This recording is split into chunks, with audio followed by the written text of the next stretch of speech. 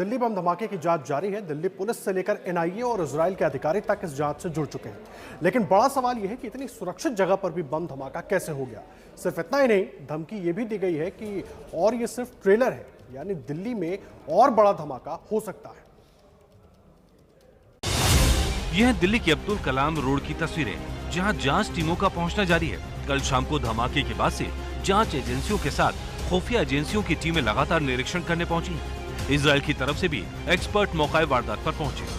मैं वो ब्लास्ट वाली जगह पर पहुंची है। तस्वीरों में आप देख सकते हैं कि इस वक्त एनएसजी के जो जवान हैं वो यहां पर पहुंचे हुए हैं और जहां पर ब्लास्ट हुआ था उस जगह का निरीक्षण एनएसजी की जो टीम है वो कर रही है। फोटोग्राफी वहां पर की जा रही है। इसके अलावा मैपिंग एनएसजी की तरफ से की जा रही है। इससे पहले आपको बताना चाहूंगा कि दिल्ली पुलिस की स्पेशल सेल की यहां पर टीम पहुंची थी, जिन्होंने 3D मैपिंग जो है इस पूरे इलाके की है। जहां पर ब्लास्ट हुआ था उस जगह की भी मैपिंग की गई है और उसके बाद पूरे जो क्राइम सीन था उसको रिकंस्ट्रक्ट किया गया है और उसके बाद वो टीम चली गई थी, जिसके बाद अब एनएसजी की टीम यहां पर पहुंची और छापों, फॉरेंसिक जांचों और अनेक लोगों से गहन पूछताछ के बावजूद दिल्ली पुलिस के हाथ बम धमाके में खाली के खाली हैं।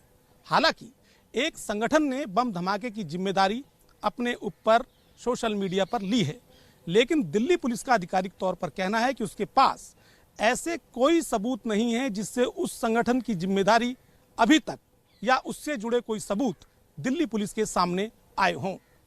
फिलहाल दिल्ली पुलिस की इस मामले में लगातार पूछताछ जारी है।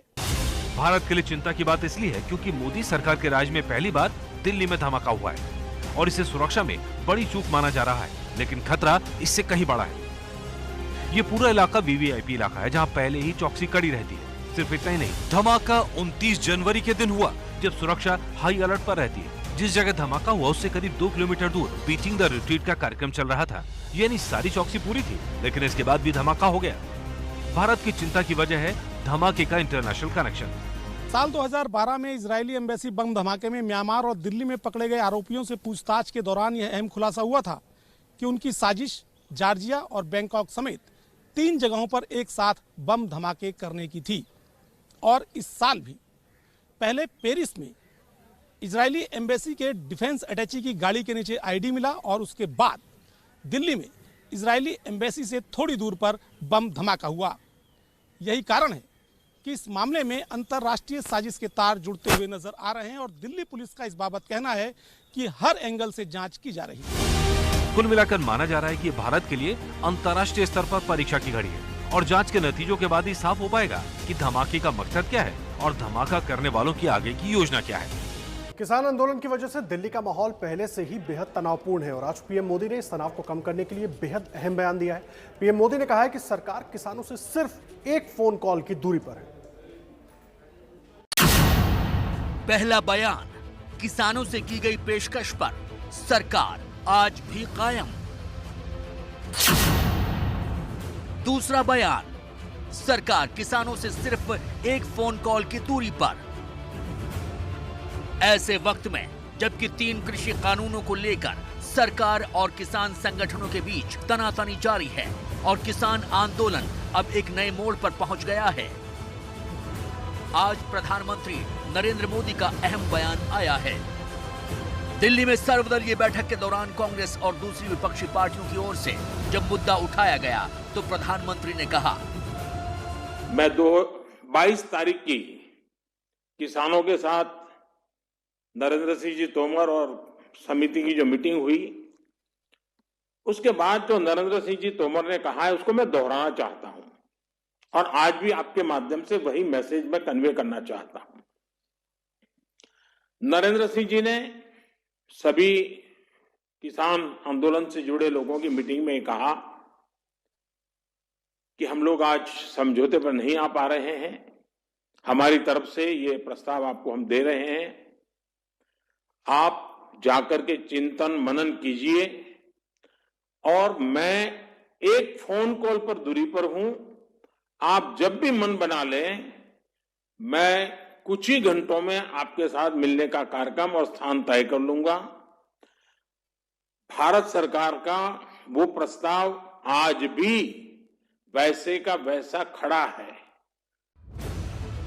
इस तरह प्रधानमंत्री ने सरकार का स्टैंड साफ कर दिया है, लेकिन 26 जनवरी की घटना के बाद बदले हुए हालात का असर किसान आंदोलन में भी दिख रहा है।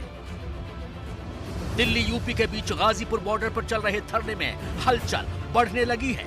महात्मा गांधी के शहीदी दिवस पर आज किसानों ने दिन भर का उपवास रखा। इस बीच किसान संगठनों ने साफ कर दिया है कि वो पीछे नहीं हटने वाले। सुन लो मोदी जी, योगी जी, सब लोग सुन लो, किसान अपमानित होके और हार के इस मोर्चे से वापस कभी नहीं जाएगा। कुछ भी हो जाए, किसान हारेगा नहीं, किसान अपमानित नहीं होगा और अब किसान जीत कर ही जाएगा और कोई रास्ता हमारे पास नहीं है। इस बीच सरकार ने किसानों के धरने वाले इलाकों में इंटरनेट सेवाओं पर 31 जनवरी तक रोक लगा दी है। गाजीपुर बॉर्डर, सिंघू बॉर्डर और टिकरी बॉर्डर पर 31 जनवरी रात 11 बजे तक इंटरनेट सेवाएं बंद रहेंगी। इन तीनों बॉर्डर के आसपास के इलाकों की इंटरनेट सर्विस भी बाधित रहेगी। इस बीच किसान आंदोलन को समर्थन देने के लिए राजनीतिक दलों में होड़ मची हुई है।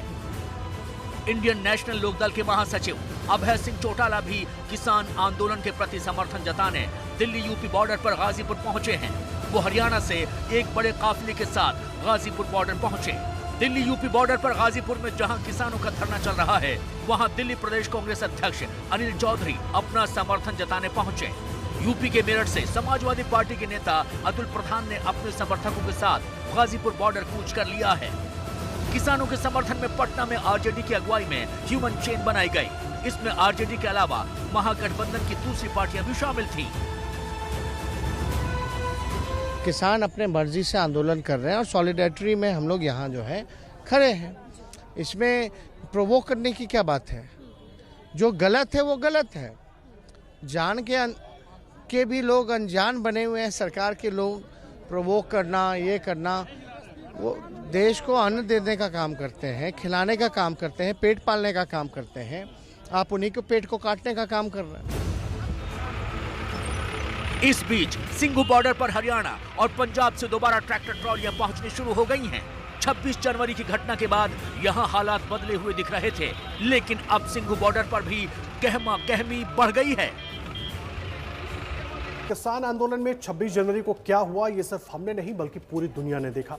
हंगामे के बीच दिल्ली पुलिस के जवानों की वो तस्वीरें भी देखी जिसमें उनकी सहनशीलता चट्टान की तरह टिकी रही। 394 पुलिस वाले घायल हुए। पुलिस के इन जवानों के पास भी अपना दर्द है, जिन्हें नेताओं से लेकर किसानों तक को सुनना बेहद जरूरी है।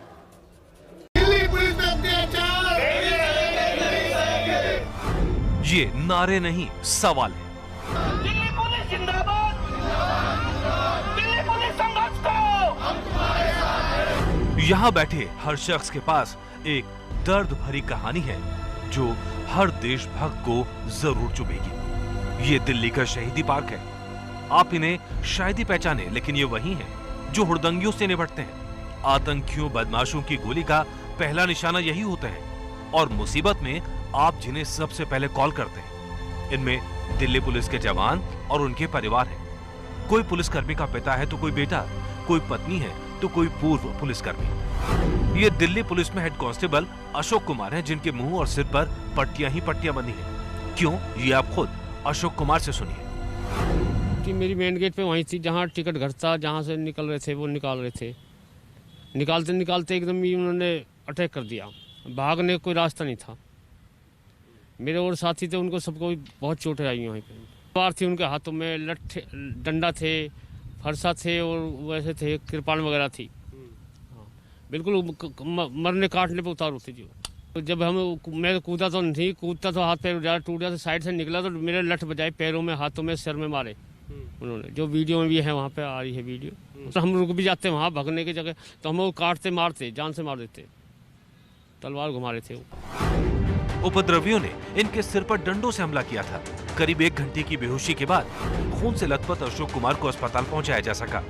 अशोक खुद भी किसान परिवार से आते हैं। ऐसे में इनके और इनके परिवार की चिंता और सवाल वाजिब हैं, जो किसान नेताओं को सुनने चाहिए। घबराहट हो रही थी, ये क्या हुआ, क्या बात है। मैं रो रही थी, बच्चे कह रहे रोए मत मम्मी, सब ठीक है। फिर बात हो चुकी है मेरी, तब मेरे थोड़ी शांति हुई थी। अन्य ऐसा लगी एक पता ना झूठ बोल रहे सच बोल रहे कि कुछ भी नहीं है दुनिया में, ऐसा लगी थी मुझे। हाथ में थे, पीछे हैं, पैर में हैं, बहुत गुम चोट भी लगी है, खून इतना बह चुका था, सारे कपड़े खूनन में थे। 26 जनवरी को देखिए कैसे उपद्रवियों की भीड़ लाल किले में दाखिल हुई थी और जवानों को जान बचाने के लिए कई फीट नीचे कूदना पड़ा था। इसी तरह कूदने वालों में रमेश भी थे। रमेश अब तक अस्पताल में, लेकिन रमेश के लिए न्याय मांगने खुद पिता फतेह सिंह आए हैं। हमें तो सिर्फ दुख इस बात का है कि भाई उसका कसूर क्या, कोई गलत करा हो, कोई ऑर्डर से मारा हो, किसी को पीटा हो, कोई गलत ऑर्डर मांगना हो। अरे ये क्या बात है, अरे तुम्हारी हिफाजत के लिए आते हैं भाई, और तुमने ही मारना शुरू कर दिया। अगर मेरा बेटा बॉर्डर पे मरता तो मुझे कोई चिंता नहीं थी। बॉर्डर पे मरे, बॉर्डर पे लड़ रहे हैं, वो दुश्मन के साथ लड़े, मारने वाले भी हमारे बच्चे, और उन्होंने मार दिया। 26 जनवरी को उपद्रवी पूरी तैयारी के साथ आए थे। किसी के हाथ में हॉकी थी, किसी के हाथ में तलवार, कोई भाला लिए था तो कोई डंडा। पूरे लाल किले में तरह तरह के झंडे फहरते हुए नजर आ रहे थे। हर किसी के लिए उसका अपना झंडा अहम था, लेकिन इस बीच में तिरंगे के सम्मान के लिए अगर कोई खड़ा था तो वो थे दिल्ली पुलिस के जवान। लेकिन ऐसे हुड़दंगियों की वजह से 394 पुलिसकर्मियों को चोटें आईं। ये पुलिसकर्मी कानून तोड़ने से ही तो रोक रहे थे। ऐसे उपद्रवियों की वजह से पहली बार दिल्ली के रक्षकों को अपने लिए इंसाफ मांगने के लिए प्रदर्शन करना पड़ रहा है। दिल्ली के शहीदी पार्क में दिल्ली पुलिस कर्मियों के परिवार वाले खुद प्रोटेस्ट पर बैठे हैं। हाथों में पोस्टर और बैनर है, और बस यही इनका कहना है कि आखिरकार उस दिन पुलिस कर्मियों का क्या दोष था। जो पोस्टर है वही अपने आप में इनके सारे सवाल बयां कर रहे हैं। आप देख सकते हैं इन्होंने जो पोस्टर लिया है जिसमें लिखा है, देने को हम भी तुमको जख्म दे सकते थे, बस तुम्हें अपना समझते थे। जो पुलिसकर्मी है, महिला पुलिसकर्मी जो ड्यूटी कर रही थी, वो खुद यहाँ पर आज प्रोटेस्ट पर बैठी हुई हैं कि क्यों ये इतना कुछ हुआ। इनका भी सवाल ये है कि तेरी सेवा में मैंने मनाया कोई त्योहार नहीं, तलवारों से कर रहा है वार, कसाई है तू किसान नहीं। क्योंकि ये खुद कोरोना काल में हर त्योहार में, दिवाली हो, दशहरा हो, घर पर कभी अपने परिवार के साथ नहीं होते, क्योंकि सड़कों पर होते हैं, ड्यूटी दे रहे होते हैं। 26 जनवरी के दिन पुलिसकर्मियों के हाथ बंधे थे। यही वजह है कि मौका देखकर बवाली उन पर हमलावर हो गए। उपद्रवियों ने न तो वर्दी का लिहाज किया, न महिलाओं का। अब इन दिल्ली के रक्षकों को खुद न्याय मांगने को मजबूर होना पड़ रहा है। अमेरिका में महात्मा गांधी की प्रतिमा को तोड़ा गया, जिस पर सरकार ने सख्त नाराजगी जताई। अमेरिका में महात्मा गांधी की प्रतिमा पर फिर हुआ अटैक। कैलिफोर्निया के डेविस शहर में तोड़ी गई गांधी जी की प्रतिमा। अमेरिका में गांधी प्रतिमा पर 1.5 महीने में दूसरी बार हमला। अमेरिका के कैलिफोर्निया के डेविस शहर में गांधी प्रतिमा को इस कदर नुकसान पहुंचाया गया है कि हम आपको वो पूरी तस्वीरें नहीं दिखा सकते। जो कांच से प्रतिमा तोड़ी गई वो करीब 6 फुट ऊंची थी। डेविस शहर के पार्क में ये प्रतिमा अक्टूबर 2016 में लगाई गई थी। बताया जा रहा है कि गांधी प्रतिमा को लेकर कैलिफोर्निया में सिख यूथ अलायंस जैसे कुछ स्थानीय संगठन पहले से विरोध करते रहे हैं, लेकिन गांधी प्रतिमा किसने तोड़ी इसका पता नहीं लग पाया। भारत ने कैलिफोर्निया में गांधी प्रतिमा को तोड़ने की घटना की निंदा की है। वॉशिंगटन डीसी में भारत के दूतावास ने इस घटना को अमेरिकी विभाग के साथ उठाया है। भारत सरकार ने इस घटना के लिए जिम्मेदार लोगों के खिलाफ उचित कार्रवाई की मांग की है। सैन फ्रांसिस्को में भारत के महावाणिज्य दूतावास ने अलग से डेविस शहर और स्थानीय अधिकारियों के साथ मामला उठाया है।